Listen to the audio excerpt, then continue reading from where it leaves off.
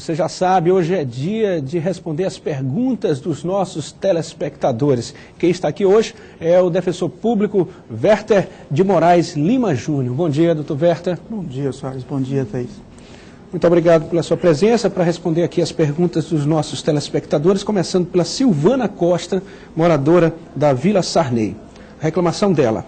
Há 2 anos, a companhia de energia achou um gato, não é? Que é uma ligação clandestina, no registro da minha casa, sendo que eu a aluguei por 6 meses, pois precisei viajar e foi justamente nesse período que isso aconteceu.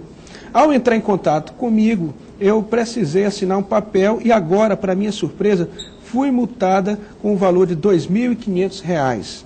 Eu quero saber se eles podem me cobrar esse valor, já que meu imóvel estava sendo alugado na época. Soares. Essa é uma questão, ela é simples. A relação de consumo de energia é uma relação pessoal. Isso quer dizer o quê? Paga quem consumiu. Se quem consumiu é o locatário, a pessoa que aluga o imóvel, ele deve pagar por esse consumo, e não o locador, o proprietário do imóvel. Mas é necessário que ela faça a prova dessa locação. A melhor prova dessa locação é o contrato de locação. Então é preciso que ela mostre esse contrato de locação lá na companhia de energia. Exatamente, para que o locatário dela, a pessoa que alugou o imóvel dela, possa ser responsabilizado por essa dívida. Agora, o Edson Costa Filho diz que comprou uma passagem de avião por um site de uma linha aérea por um determinado valor.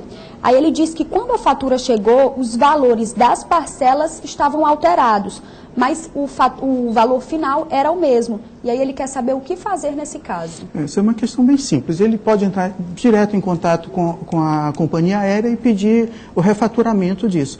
Se não conseguir, ele entra em contato com a operadora do cartão e faz a impugnação desses pagamentos para que seja feito da forma correta. E eu acho que uma questão administrativa ele resolve isso. O Renato Jorge Durães Pinto, morador do João Paulo, a reclamação dele é a seguinte: firmei contrato com uma linha de internet há quase 1 mês, porém só depois de 1 mês que fui informado que a linha não poderia ser instalada, pois em minha rua não tem roteamento para ligar a internet. O que posso fazer? Nesse caso ele deve registrar uma reclamação na Anatel. Então ele vai registrar essa reclamação para que seja verificado se realmente não há condições técnicas de instalação desse serviço na residência dele ou se há interesses outros que impedem isso. Bem, uma vez feito isso, ele vai verificar a seguinte situação.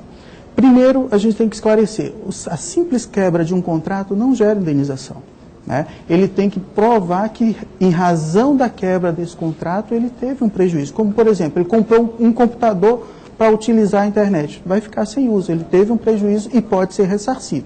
Mas eu ressalvo, a simples quebra de um contrato não gera indenização. Agora a reclamação do Osiel Filho, ele diz que ele pergunta, na verdade, se os postos de gasolina podem variar o valor quando for pago no débito ou à vista. Aí ele diz que em vários postos de combustível aqui em São Luís, o valor a ser pago em débito é sempre mais alto. Essa é uma prática tão comum que a gente pensa que é possível, mas eu não tenho dúvida de que é prática abusiva, é vedada, e existem inúmeras decisões judiciais nesse sentido. Então isso é uma prática abusiva e não pode ocorrer. Seja a débito, seja a crédito, seja à vista, o valor tem que ser o mesmo. E aí o consumidor tem que fazer o que nesse caso? Primeiro, ele deve registrar uma reclamação no PROCON. E se entender que ele precisa entrar com uma ação judicial, que o faça contra o posto. Agora a gente está na seguinte situação. São 1.000 ou mais de 1.000 consumidores lesados. Cada um entrar contra um posto é uma ação contra um estabelecimento. Talvez valha a pena, na relação custo-benefício para esse estabelecimento, manter aquela política, ainda que indevida. Se eles trouxerem à baila, trouxerem no polo passivo dessa demanda a operadora do cartão, serão 1.000 ações contra uma única empresa. E essa operadora tem força para coibir essa prática pelos postos, porque ela no contrato, ela põe no contrato lá que eles têm que fazer o mesmo preço. Então ela tem uma relação contratual prevendo essa situação. Então a sua orientação é que esses clientes procurem a operadora de cartão, é isso?